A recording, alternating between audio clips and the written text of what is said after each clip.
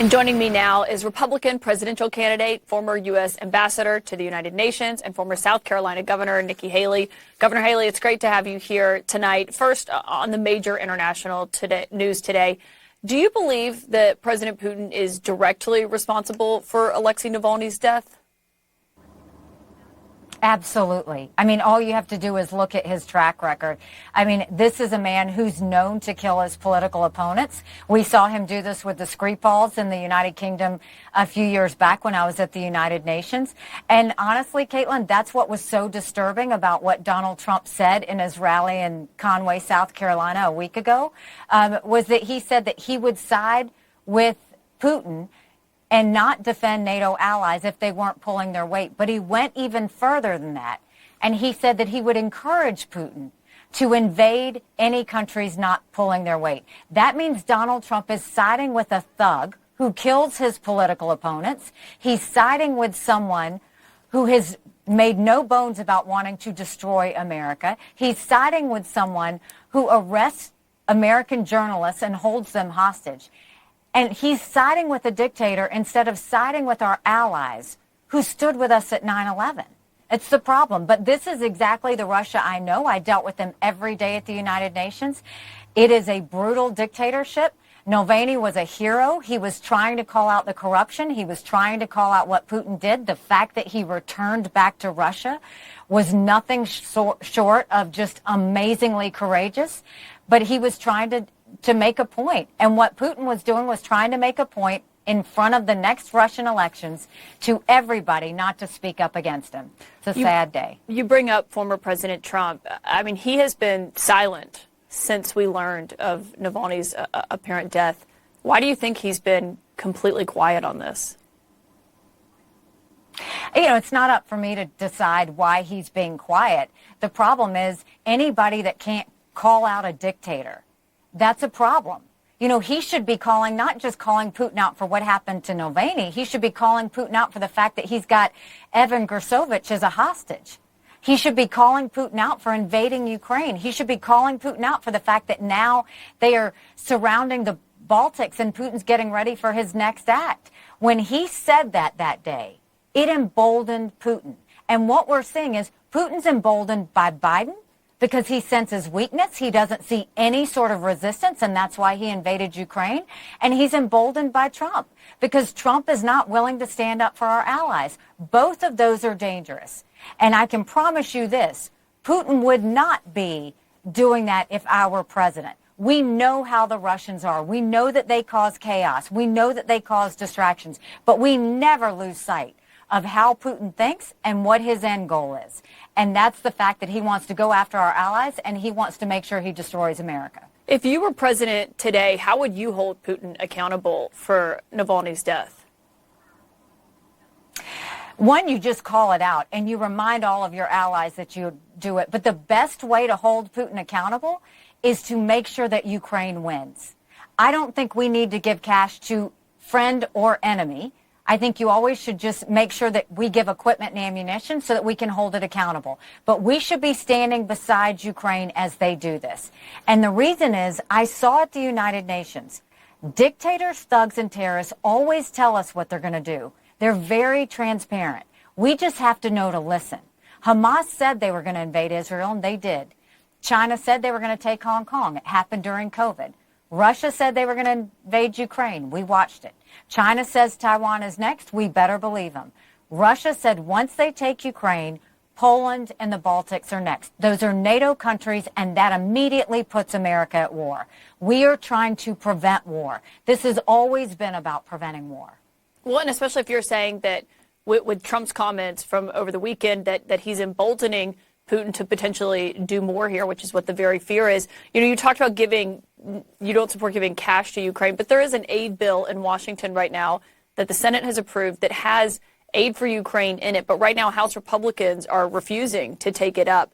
And I wonder if you believe that if they don't pass that, if House Republicans block that, do you believe that they're handing Putin a victory after he just killed his loudest critic? I think the problem is you have to look at the fact that Joe Biden and Congress has never told the American people why they should care about Ukraine. They've never told the American people why they should care about Israel. They've never told the American people the dangers about China. And so when you look at this scenario, what Congress has done has been irresponsible. They've basically told the American people they have to decide between supporting Ukraine and Israel or securing the border. Securing the border is priority number one. But that doesn't mean you can't support Ukraine and Israel at the same time. If we supported Ukraine and Israel and secured the border, that's less than 20% of Biden's green subsidies. The job of a president and Congress is to protect national security. The job of a president and Congress is to protect the American people. And the job of a president and Congress is to prevent war. We have to prevent war by giving Ukraine the equipment and ammunition they need to win, by supporting Israel as they take on the terrorist enemies. And if we do that, there is a reason that the Taiwanese want the U.S. and the West to support Ukraine, because they know if Ukraine wins, China won't invade Taiwan. Republicans are not blocking Ukraine aid, though, because President Biden hasn't explained it to them enough. I mean, he does come out and give repeated public speeches about why he thinks it's important to not let Putin be emboldened. I mean, what do you want House Republicans to do here? Because they're the ones blocking this aid. Well, I think Joe Biden has not explained that this is preventing war. But I don't think Marjorie Taylor Greene cares what President Biden says. Well, it doesn't matter. What is the role of leaders in D.C.? They should be telling the American people everything. You over-communicate to the American people. You let them know why they should care. Then they want to be part of the solution. You can't blame Congress if you don't have a leader at the top explaining why this matters. I don't say there are no saints in Washington, Republican or Democrat. At this point, they need to be explaining that this is about preventing war. We have to support Ukraine. If we support Ukraine, that's 3.5% of our defense budget. The Europeans are putting in more than that, and they should. It's their neighborhood. But this is about preventing war. This is about making sure that we don't have to ever send military in harm's way. That's why this is important. That's what the American people want to hear. You just were talking about Trump's embrace of Putin, and, you know, he's encouraging Russia to attack U.S. allies if they don't spend enough that what he believes they should be spending, what they've agreed to on defense. And you said that he's siding with someone, you know, who is a thug that kills and jails his opponents, his dissidents, obviously talking about Putin. You've also said, though, that you would support Donald Trump if he's the Republican nominee. I wonder how you reconcile those two things, or does it make you uncomfortable that you may have to vote for someone that you say does that? It doesn't make me uncomfortable when I'm running against him. The whole point of me running is because I don't think Donald Trump should be president. The whole reason I'm running is because I don't think Joe Biden should be president. And neither do 70% of Americans. 70% of Americans don't want to see Trump or Biden. 59% of Americans think Joe Biden's too old and think Donald Trump's too old. We need someone who can put in 8 years of hard work, not making it about themselves, but making it about the American people. That's the focus that we need to have. That's what I'm trying to do. And the party that gets rid of their 80-year-old candidate is the party that will win. There will be a female president of the United States. It will either be me or it will be Kamala Harris. If Republicans nominate Donald Trump, it will be Kamala Harris. But if we can go and do what we're trying to do, we're going to make sure that it's me. Right, but if it's Donald Trump as the nominee, you've said that you would support him. I mean, so that would be supporting someone that you say is a Putin sympathizer. Well, first of all, I think you have to look at the fact that you can't look at Joe Biden and think that he is in a good mental stable state to be able to lead this country. We can look at him from 2 years ago. He's very different than he was 2 years ago. He's mentally diminished. I think Trump is mentally diminished. You can talk and give me scenarios all day long. I am trying to defeat both of those men because we need a new generational leader. And America has the chance to do this. In a general election, we're given a choice. In a primary, we make our choice. Right now, South Carolina is going to make their choice. Then is Michigan. Then is Super Tuesday states. I'm not going anywhere. I am fighting this because we have a country to save. I'm fighting this because I don't want my kids to live like this. I don't want anybody's kids to live like this. Yeah. We have got to start getting the ship right. More of our interview with Nikki Haley, including her reaction to that major Trump ruling tonight, right after a quick break.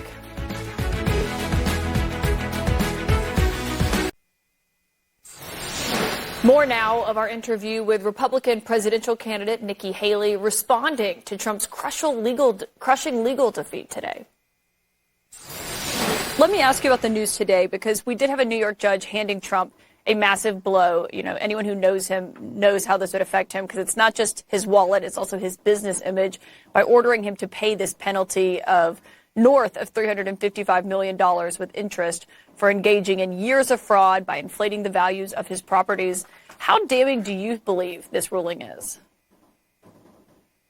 I mean, my biggest issue is I don't want the RNC to become, his legal defense fund. I don't want the RNC to become his piggy bank for his personal court cases. We've already seen him spend $50 million worth of campaign contributions towards his personal court cases. Now we see him trying to get control of the RNC so that he can continue not to have to pay his own legal fees. The problem is that doesn't help us win any seats in the House, in the Senate, or anything else if the RNC is all focused on his legal fees. The RNC is practically broke now as it is. And so this is a bigger issue for the Republican Party. It's not, I'll let him deal with his lawsuits. I haven't paid attention to what the charges are, what he's found. But what I am most concerned about is now he's gone and taken someone from North Carolina. He's made the co-chair his daughter-in-law. He's made his campaign manager the director of operations. He's trying to control the RNC after the fact that he tried to get me out of the race so that he could be the presumptive nominee. All of that is so that he has an arm to pay his legal fees. That's the fear that every Republican should have, because we won't win anything if he goes down that path. It's so interesting to me, though, to hear you say that you're not paying attention to the criminal charges and the lawsuits. There's a lot of them. I understand it's hard to keep up with so many of them, especially when you're running for president. But, I mean, the assumption is that would be a massive liability for him in a general election. You are running against him. And so do you wish that you did make more of his legal troubles? It's the number one albatross hanging around his neck as a candidate. I've talked about that multiple times. I talk about the fact that he's going to be in a courtroom all of March and April. I've talked about the fact he's going to be in a courtroom May and June. I've talked about the fact that he said with his own words he's going to spend more time in a courtroom than he is on the campaign trail. And that is not a reason that Republicans should elect him, because he won't win. You can look at any general election poll. He's down to Biden by 5, by 7. On a good day, it's margin of error. But you look at those same polls, and I defeat Joe Biden by up to 17 points. That's what we're talking about, because that's the focus of, you can name him the nominee. If Republicans decide that he's going to be the nominee, they can do that. But he can't win. He knows he can't win. It's just time for Republicans to realize, if we truly want to change where we're going in America, if Americans want to change where we're going in America, they need to vote in these primaries and make sure that we start to right the ship, because we can't go down the same path with two 80-year-old candidates and think that we're going to be okay. And with Donald Trump, what we've seen is chaos follows him, and we can't be a country in disarray and a world on fire and go through 4 more years of chaos. We won't survive it. Do you believe, that chaos, you've said before, rightly or wrongly, but, it's his own doing that he has these issues. Is that your belief? I've always said that chaos literally follows him. You can look at last week, what happened. He lost his case on immunity. They said they're going to try him as Citizen Trump. Republicans lost the vote on Israel. Republicans lost the vote on Mayorkas. Yeah. The RNC chair lost her job, and he had his fingerprints in all of that. That's what happens when Donald Trump deals with it. We lost the House seat in New York. Do his legal troubles change your calculus about how long you stay in the race? Do you have a mindset that you'll stay longer because he's going to be bogged down potentially in court appearances, and it could change how long you want to stay on the campaign trail? I'm staying in this because I think we have a country to save. I'm staying in this because I believe in what I'm fighting for. And I'm staying in this because it doesn't matter what anybody else says. We know 70% of Americans don't want to see Trump or Biden in the office. So we are going to continue to be competitive in South Carolina. The day after South Carolina, I'm headed to Michigan. From there, we're doing Super Tuesday states. We did a rally in San Antonio, Texas. Last night, we had 13 people in Dallas, Texas. We were in California before. We're going to continue to fight this as long as we can fight it, because I think that it's that important. Governor Nikki Haley, it's great to have you here for your first time on The Source. I hope you come back. Thank you so much. Thanks. Go to NikkiHaley.com and join us.